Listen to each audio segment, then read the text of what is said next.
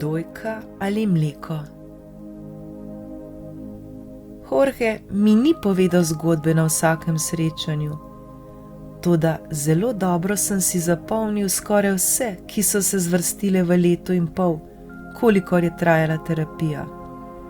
Morda pa je imel prav in je to res najboljši način učenja.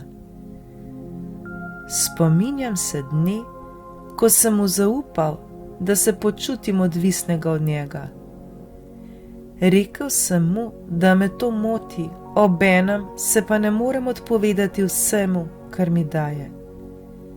Zaradi mešanice občudovanja in ljubezni, ki sem jo čutil do Jorgeja, sem imel občutek, da sem preveč odvisen od njegovih pogledov in preveč navezan na terapijo.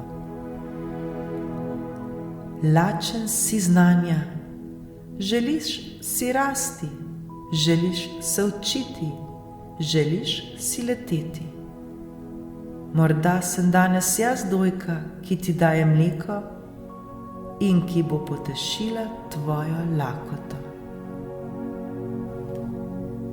Všeč mi je, da danes hočeš to dojko, a ne pozabi, ne hranite dojka, pač pa mleko.